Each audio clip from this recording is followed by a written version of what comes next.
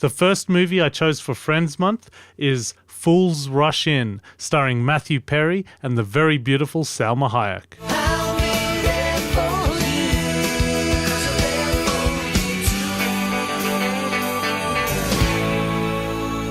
Matthew Perry plays Alex Whitman, a New Yorker sent to Las Vegas to oversee a construction project.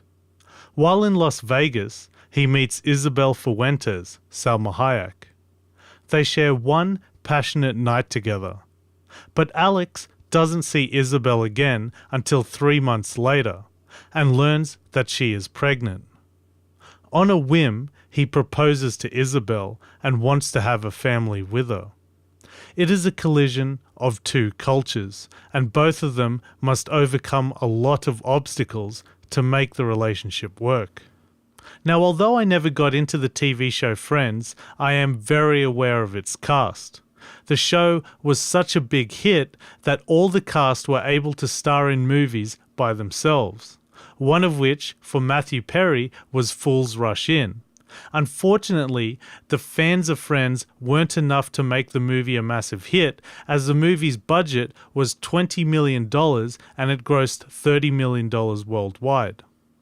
Matthew Perry does a fine job here, playing a top business executive who oversees a major project in Vegas.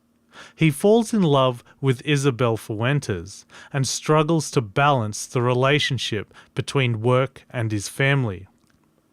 Matthew Perry has a very likable quality where he makes me feel like I could have a drink and conversation with him, and he won't try to tell me to get lost. The filmmakers bravely chose not to exploit the incredibly beautiful Salma Hayek, and I think much to the filmmakers' disadvantage. This was during Salma Hayek's prime, and movies like Desperado and From Dusk Till Dawn attracted all us teenagers to go see the films. Not only because they were great action movies, but because they featured a half-naked and sometimes fully naked Salma Hayek, which also meant much replay value for us guys on home video. This movie's subject matter does involve sex, and many opportunities to show off a prime Salma Hayek. They could have introduced a character at the beginning of the film in a bikini or something more revealing, but the film chose to play it safe, which allowed Salma Hayek to only bear the heart of her character, Isabel Fuentes, a proud, fiery, and strong Mexican woman who is full of passion. Fools Rush In's greatest strength is that it shows you the difference of two cultures.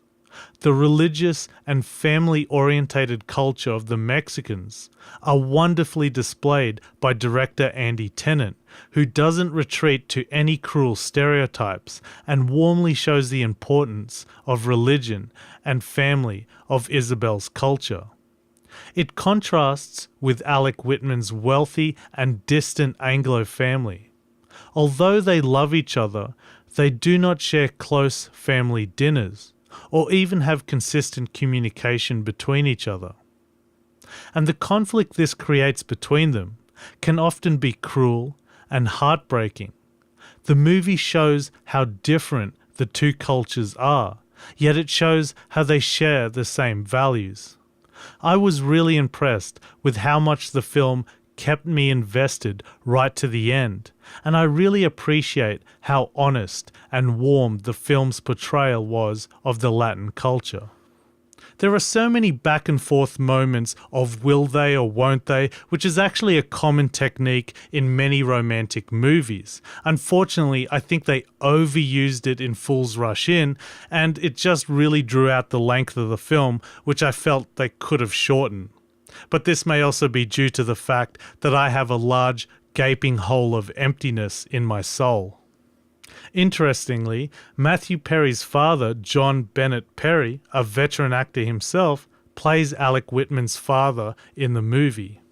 Now, I actually found Fools Rush In to be a very solid story that had me going to the very end. Matthew Perry and Salma Hayek are paired up very beautifully here, and I think they both did a great job. Andy Tennant especially does a wonderful job of portraying two different cultures that share the same value.